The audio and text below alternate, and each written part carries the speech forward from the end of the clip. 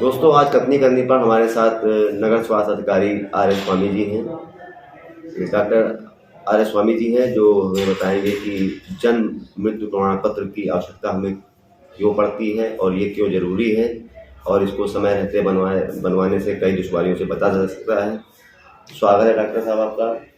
जी धन्यवाद। आपने सबसे पहले तो मैं आपका धन्यवाद करना चाह रहा हूँ कि आपने जो है अपना कीमती बहुमूल्य समय निकाल करके और ये जन्म मृत्यु के महत्ता के बारे में आपने एक संदेश के रूप में जनता के बीच में देने का जो सराहनीय काम आपने किया है, इसके लिए मैं पुनः आपको धन्यवाद देता हूँ।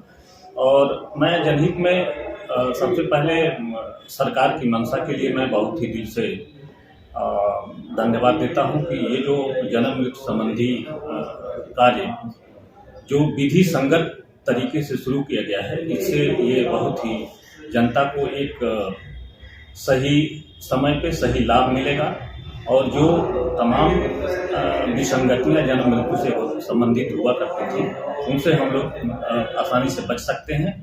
और भविष्य में किसी भी तरह की जन्म मृत्यु से संबंधित आपको अगर दिक्कत का सामना करना पड़ता था, तो अब ये सरकार की मुहिम चलाने के बाद और इस अधिनियम का, जैसा कि मैं ये भी बताना चाह रहा हूँ कि यह अधिनियम सरकार द्वारा 1969 में शुरू की गई। उसके बाद इसके संदर्भ में जो है 1970 में कुछ संशोधन किए गए और 1976 में भी संशोधन किए गए। और चूंकि इसके काफ़ी जटिल प्रारूप थे, उन प्रारूपों को बदलते हुए सरल भाषा में सरल तरीके से प्रारूप तैयार किए गए, जिसके 1 से 13 तक प्रारूप हैं। खासकर प्रारूप 1 में जो है वो जन्म की सूचना होती है, प्रारूप 2 में मृत्यु की सूचना होती है और 3 में जो है वो जन्म मृत्यु दोनों की होती है।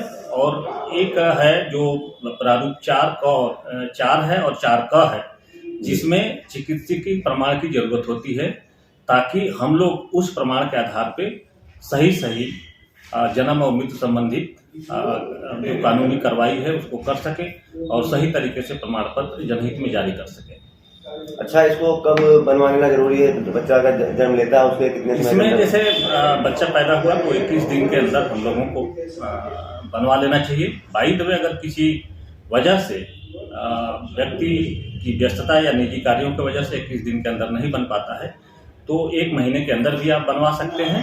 1 महीने के अंदर अगर आप नहीं बनवाते हैं तो 1 महीने से और 1 साल के अंदर का प्रमाण पत्र मुख्य चिकित्सा अधिकारी के आदेश के उपरांत ही जारी होता है।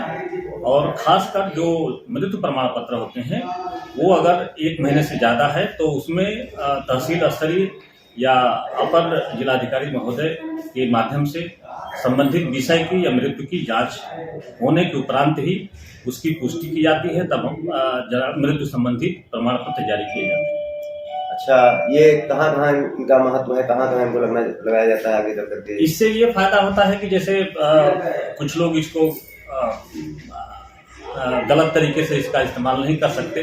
दूसरी चीज ये है कि जैसे कोई व्यक्ति मर गया और उसके मृत्यु के संदर्भ में आपके पास कोई कागजात नहीं है, तो आप कानूनी तरीके से उसके प्रति दावा नहीं कर सकते। अगर मृत्यु प्रमाण पत्र आपके पास है तो आप दावे के साथ कह सकते हैं कि हाँ, ये मेरे परिवार के सदस्य हैं, मेरे पिता है, मेरे चाचा है, मेरे भाई है, इनकी कितने को हो गई थी और ये प्रमाण पत्र वगैरह में इसका जो है। हाँ, और वहीं तो जीवित रहते इसका कहाँ महत्व है?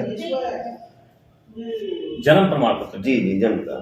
तो जन्म प्रमाण पत्र में जैसे अभी बुनियादी तौर पे मैं बताना चाहता हूँ कि जैसे अभी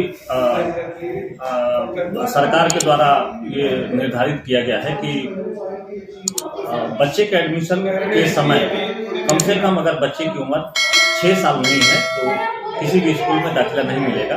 तो सबसे पहले तो हम लोगों को बुनियादी तौर पे ही इसका फायदा मिलेगा कि अगर ये आपने जन्म प्रमाण बनवा लिया है, बच्चा अगर 6 साल का है और या 6 साल से कम का ही, तो उस प्रमाण पत्र के आधार पे आप ये पुष्टि कर सकते हैं कि हमारा बच्चा अब 6 साल का हो गया है, मेरा एडमिशन कर लिया है।